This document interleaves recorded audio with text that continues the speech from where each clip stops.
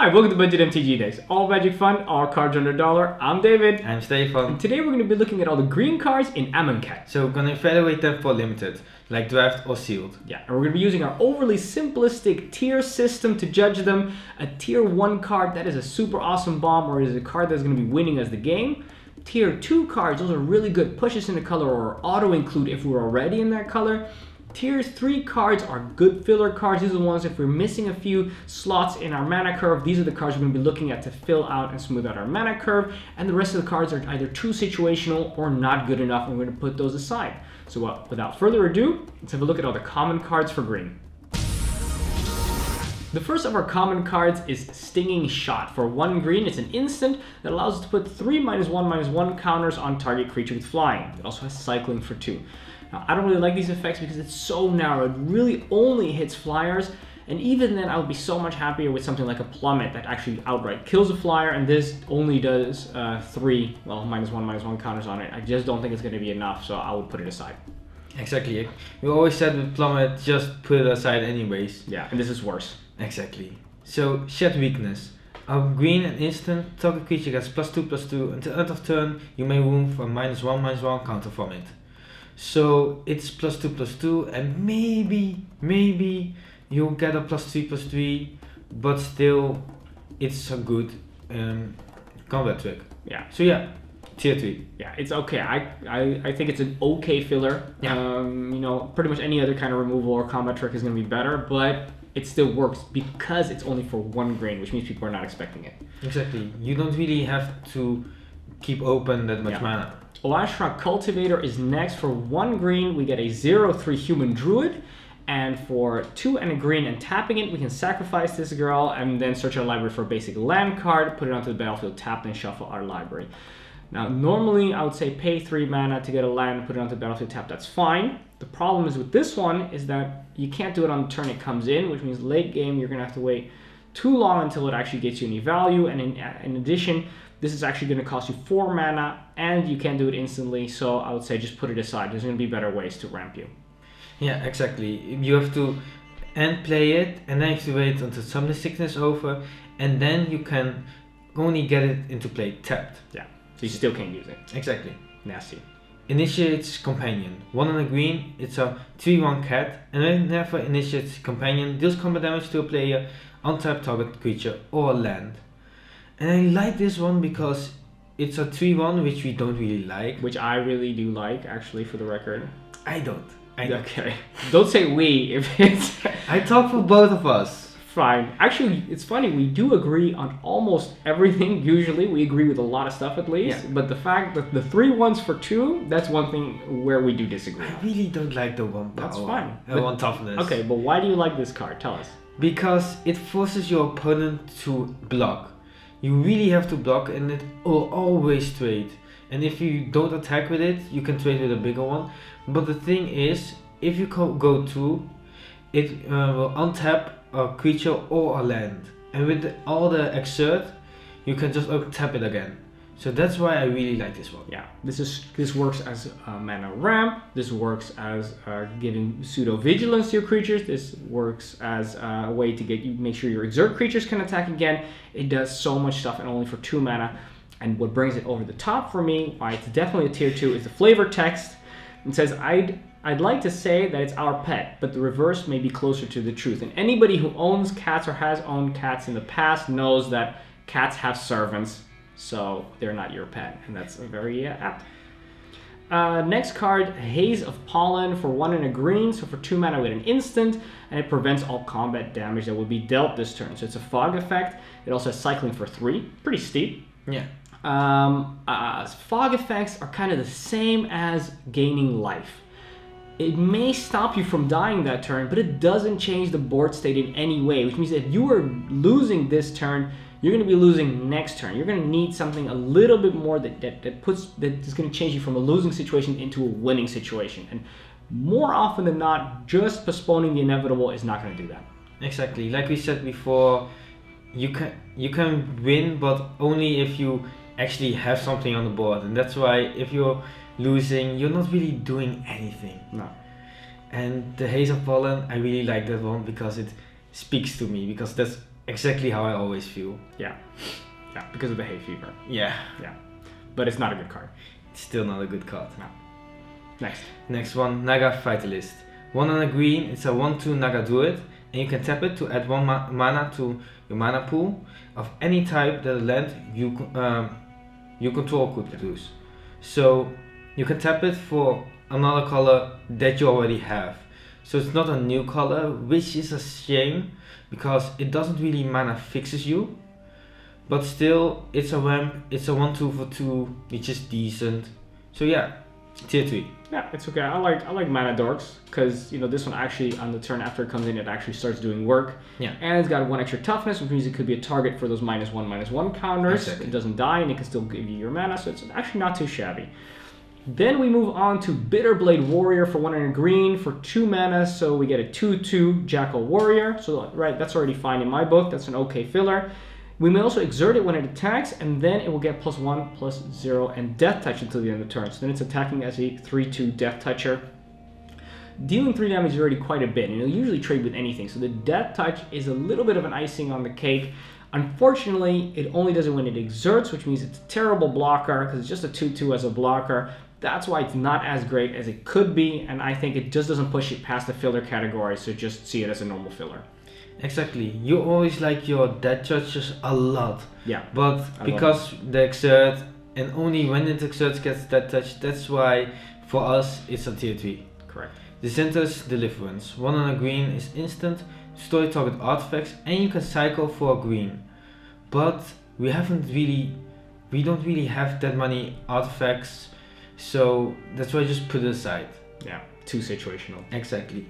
Benefaction of Ronas for 2 and a green. So for 3 mana, we get a sorcery, and it allows us to reveal the top 5 cards of our library, and then put a creature card and or an enchantment card from among them into our hand, and put the rest into our graveyard. So this is actually pretty cool because it can potentially draw us 2 cards, an enchantment and a creature.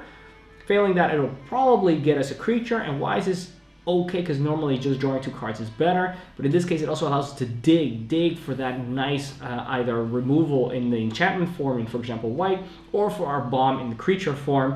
So actually I think this is an okay filler card, and it'll probably get you to what you need to get at some point. And bonus, if you do draw your bomb, you can just put those embalmed creatures into the graveyard for later. Exactly. So it does a lot of things. The next one, Pouncing Cheetah. It's 2 and a green, it's a 3/2 cat with flash. And it's a good filler, it's a 3/2 for 3, which isn't bad, and it has flash, so it's pseudo removal. So tier 3, good filler. Yeah, it's kind of like a combat trick in the situation. They attack you and then they weren't expecting you. It's kind of like the white instant that says deal 3 points of damage to target attacking creature.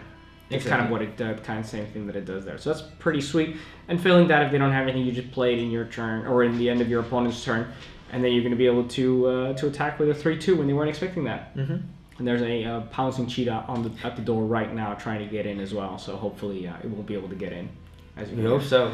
Next one, Hooded Brawler. For 2 and a green, we get a 3/2 Naga Warrior. When we may also exert this guy, and then it becomes a 5/4 until the end of turn. That's pretty nice. That means for 3 mana, 3/2 I think is okay. The power and toughness that you're paying for that, and then late game it can grow with it. Of course, it'll only be able to deal the damage every other turn, but 5 is a lot. There's not a lot that can block it and survive.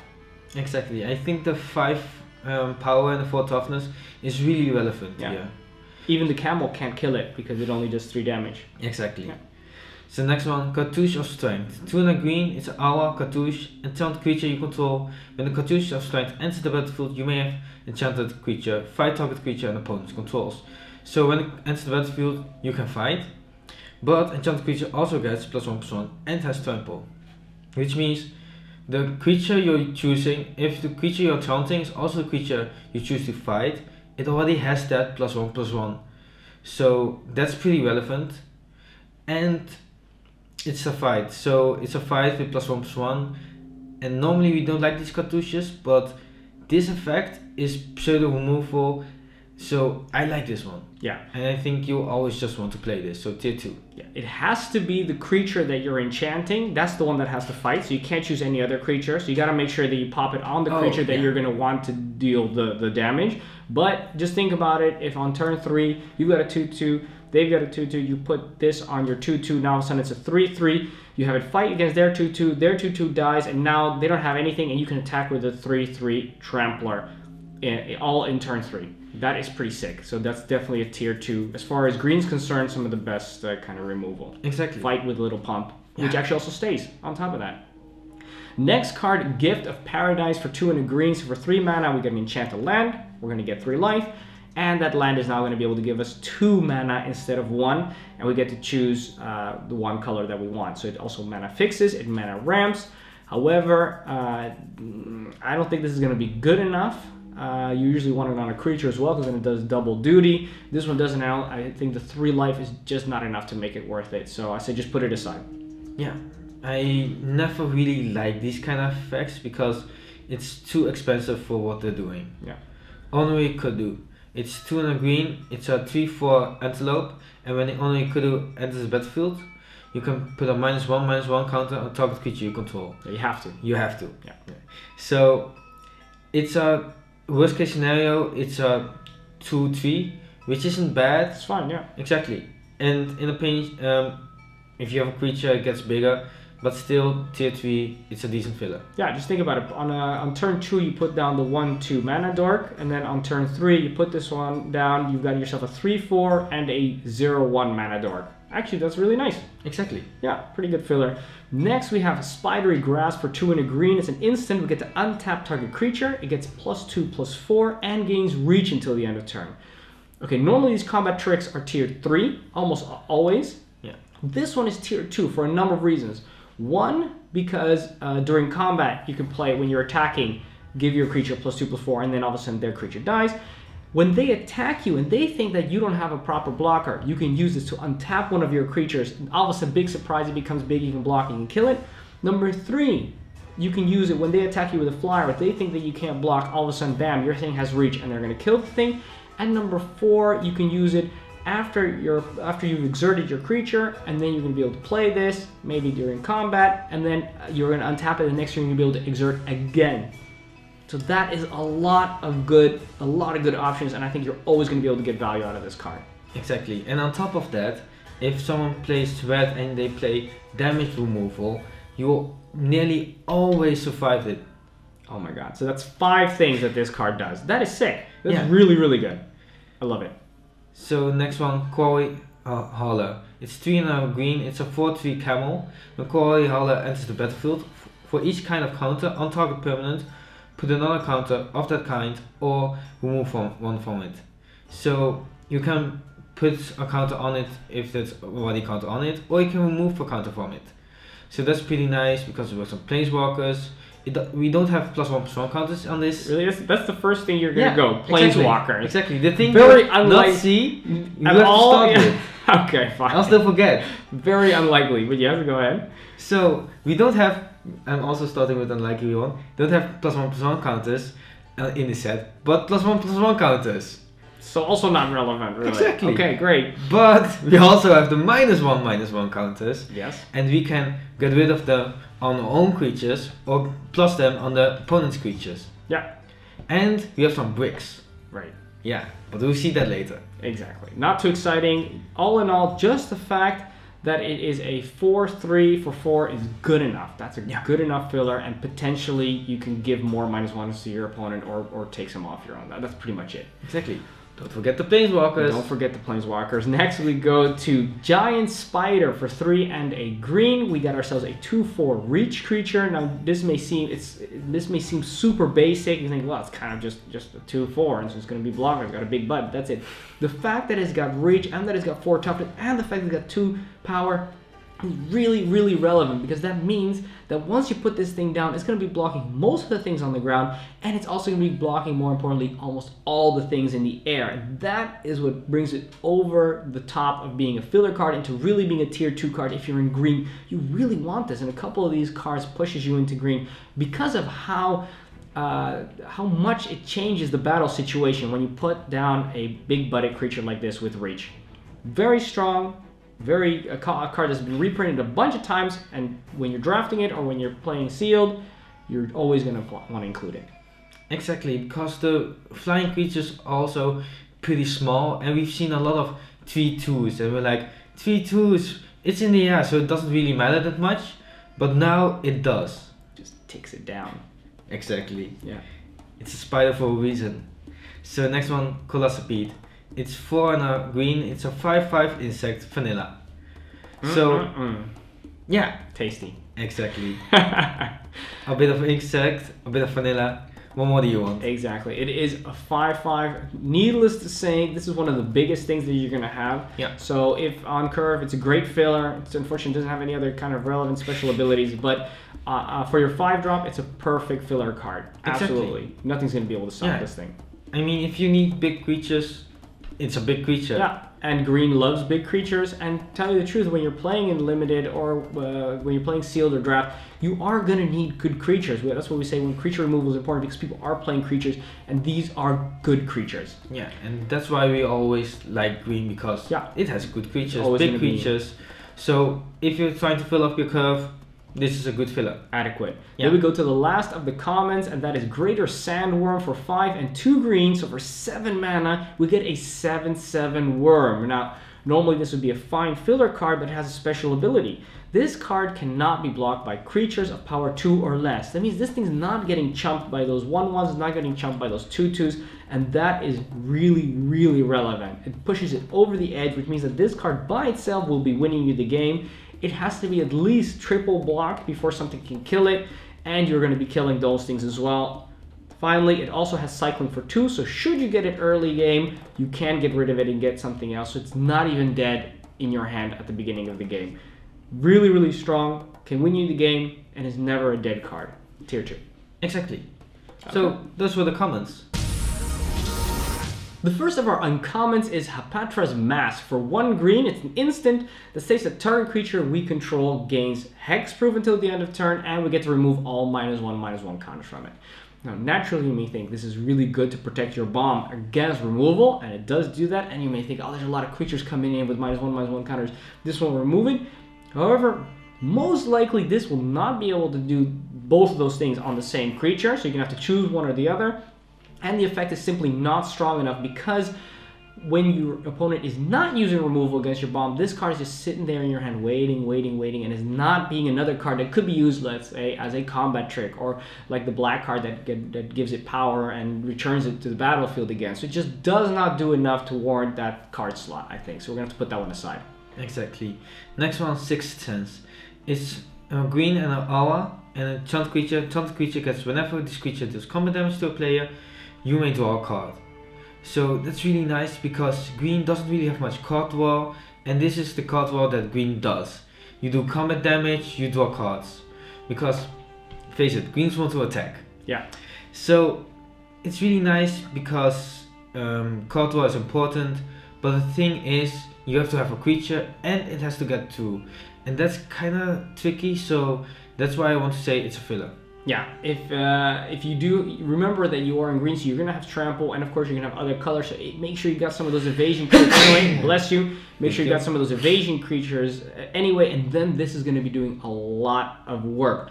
Once again, this is kind of a hit and miss, high risk, high reward. It can either become a dead card, or it can do so much, and because it's so far in between that, I think it just warrants a filler spot.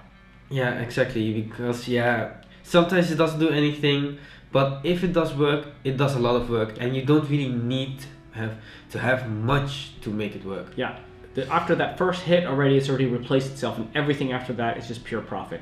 Next card, Exemplar of Strength. For 1 and a green, we've got a 4/4 Lando Calrissian Human Warrior.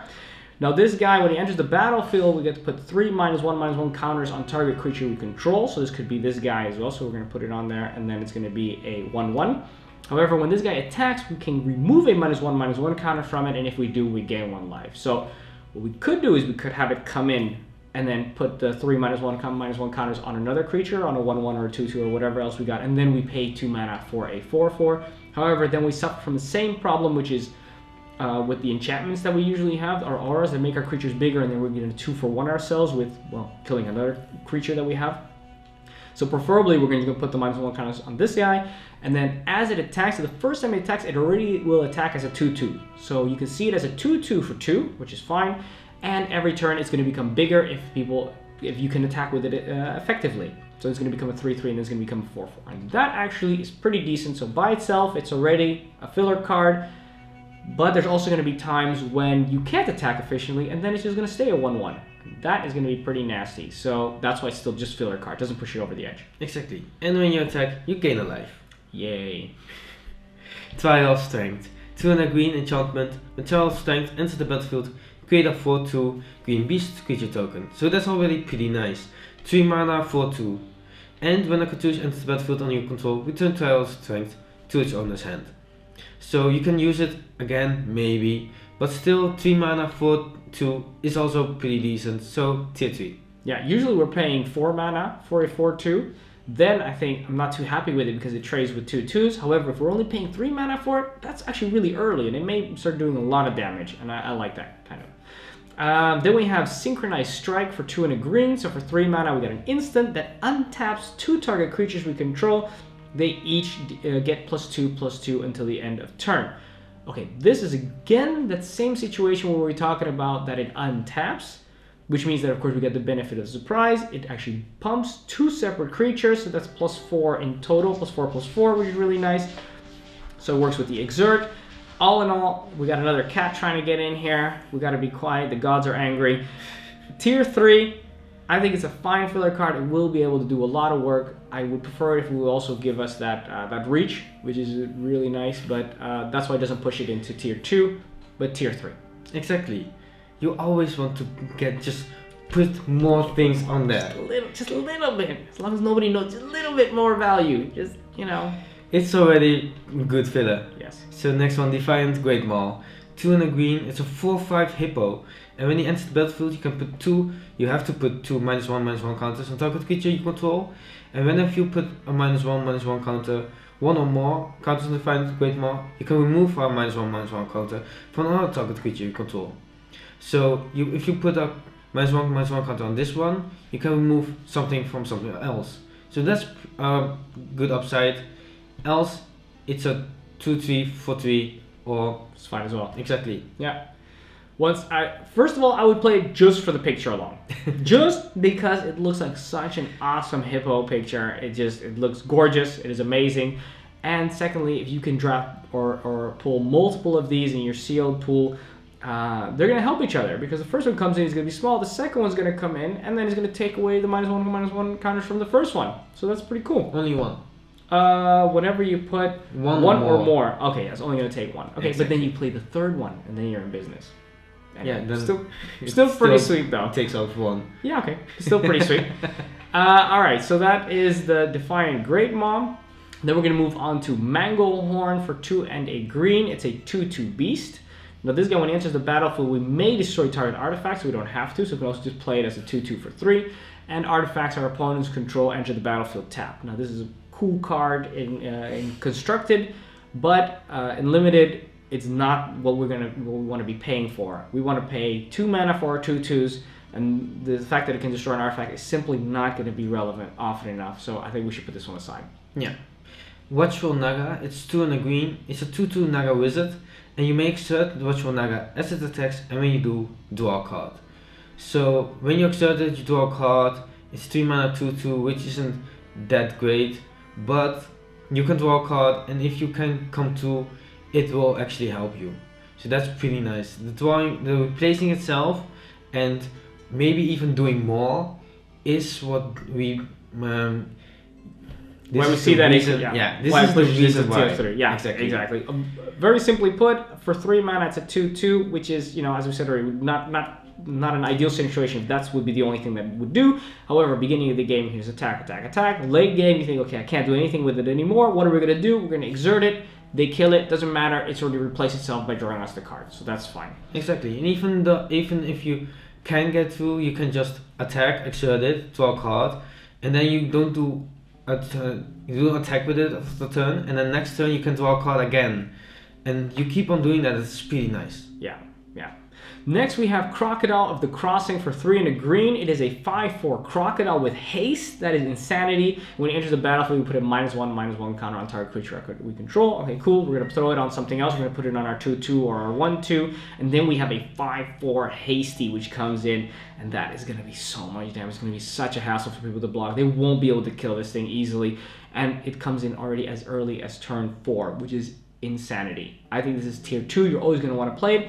And even if you don't have another creature, okay, a 4/3, that's still going to be doing a lot of damage. Exactly. The haste and in green, that's so good. Strong. Because it's a big creature, and with that haste, you won't expect it. Yeah. So it's also really good as a top deck. Yeah, and it's a Crocodile, so that's cool. Shepherd Monitor, it's 5 and a green. It's a 6/5 lizard with cycling for 3 and a green. And when you cycle Shepherd Monitor, you may search your library for a basic land card or a desert card, put it onto the battlefield, then shuffle your library. So that's pretty cool because you can do this instant speed, and you get an untapped land. So if you can use it, an instant speed untapped land, that's pretty cool. Yeah. But even without, I mean, a 6/5 for 6 is a big creature, and like we said before, that's really good. So I think it's a tier 2 because of the cycling. Yeah, brings it over the edge. Yeah. Early game it does something, late game it does something. So what's not to love? Exactly. I don't know if the fact that you can look for a desert card is going to be very relevant, but still, a land. Yeah. Cool. Next, and that is the last of the uncommons, we have Scaled Behemoth for 4 and 2 green. So for 6 mana, we get a 6/7 Crocodile. That's already good in my book. And it's also got hexproof. And as we know, in Limited, people are only going to have targeted removal that is going to be able to deal with this creature. They're going to have to triple block it because they won't be able to use their targeted removal on it. And this card by itself will win you the game. It is so strong. It is tier 1. It is your bomb, and is what you want to be looking for. If you can play this on turn 6, or maybe with some of the ramp, maybe turn 5, then you are sitting pretty. You're sitting on this Crocodile and you're riding it to victory. Yeah, exactly. I don't think we've seen any board wipes. No, well, we've seen board wipes would only deal a couple of points of damage. No, exactly. Yeah, so so this thing is going to stick around and it's going to win you the game. That is the last of the uncommons. Let's have a look at the rares. The first rare is Channeler's Initiate. It's 1 and a green, it's a 3/4 human druid. And when Channeler's Initiate enters the battlefield, put 3 -1/-1 counters on target creature you control. And you can remove a -1/-1 counter from Channeler's Initiated and add 1 mana of any color to your mana pool. That was a lot of text. Yeah. But if you put the -1/-1 counters on herself, she can tap for mana. So only 3 times, but after you use it 3 times, it's a 3/4. So you won't be making mana anyways, you're attacking with it. Yeah, pretty cool. It's a dork at the beginning, and then it's a beater later in the game. Exactly. So does everything. Yeah, tier 2. Absolutely, super strong. Nice as well that if you got a lot of other creatures like those hippos that come in with -1/-1 counters, just give them to Chandler's Initiate. She doesn't mind holding on to those things, right? Exactly. Putting them into good use. Very sweet. Next card we have is Mouth to Feed. The first part is Mouth, so for 2 and a green, it's a sorcerer. We're going to create a 2/2 happy little green hippo token. 3/3. Sorry, a 3/3. Bigger. It's even bigger. This one's angry. The 2/2 would be happy. The 3/3 is angry hippo token. How sweet is that? So for 3 mana, a 3/3 hippo, that's already great. That's awesome. Then we've got the feed part. So later on, we've got cast the first part. We can cast the second part. Feed is for 3 and a green, and it's a sorcery. And then we can draw a card for each creature we control with power 3 or greater. So we're probably going to have 2. We're in green, so we're probably later on in the game going to have at least 2 creatures with power 3 or greater. So for 4 mana, we're drawing 2 cards, and as we've already seen in this set, this is actually parity. That's fine. That's actually okay. Yeah. We're okay paying that. Anything more, added bonus. Pretty Exactly. sweet. Tier 2. Play it. So next one, Harvest Season. It's 2 and a green, it's sorcery. Search your library for up to X basic land cards, where X is the number of tapped creatures you control. Then put those cards onto the battlefield tapped and shuffle your library. So it's a really cool card because you can get a lot of land, but also you can also get none. And that's why I want to put it aside, because you have to attack with it, things have to survive, and then you can cast it. But if they all block each other and they die, then you don't really have anything to do. Yeah. So in essence, in an ideal scenario, it's great, but there's a lot of scenarios where it's not going to be ideal. You're not going to be able to attack. You're not going to be able to tap your creatures. And then what are you doing? In late game, you may not even need all this extra mana. And then what is it doing? Exactly. Absolutely nothing. Prowling Serpapard is next for 1 and 2 green. So for 3 mana, we get a 4/3 cat snake. That's great. Also, it can't be countered, and creature spells we control can't be countered. Okay, now in limited, these abilities a little bit less relevant. But the fact that already it's a 4/3 for 3 is gravy. That is a great power and toughness. Good deal. But it just doesn't have that extra to put it, I would say, always included. Also because it's got double green, makes it a little bit more difficult to cast. So I would still say a very, very good, solid filler. Yeah. Champion of the Warriors. 3 and a green, it's a 3/3 Jackal warrior, and you may exert Champion of the Warriors as it attacks. And when you do, you may put a creature card from your hand onto the battlefield. So if you have a bomb, you attack with it, you know it isn't that big, so it might be blocked to that, but you know what, you can get a free creature anyways. Yeah, so this is actually, I think, incredibly powerful. It's tier 1 for a reason. This card will win you the game, especially in limited. Now for 4 mana and 3/3, that's already a fine body. That is okay. And the fact that already on this, you're gonna do it as soon as you can attack. You're gonna exert this sucker. What if you can actually untap it? Because green even has a bunch of ways that it can untap these things.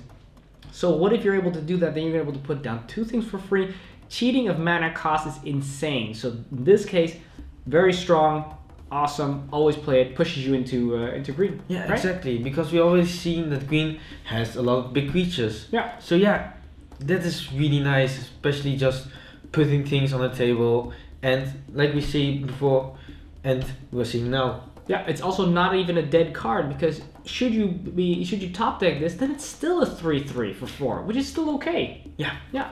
Next we have Honored Hydra for 5 and a green. So for 6 mana we got a 6/6 Snake Hydra with Trample and Embalm for 4. Okay. This is super nasty. This is the quintessential bomb. This is the card that's going to be winning you the game as well. Why? Because 6/6 is just massive. The trample means that it's not going to be blocked by those 2/2s and those 1/1s, which is great. And should they find a way to kill this thing after they've jumped through all those hoops to finally put that Hydra to rest, we're going to wrap some toilet paper around this sucker. We're going to put it back on the battlefield. We're going to say, okay, great, round 2 with the Snake Hydra. Exactly. So it has everything you want.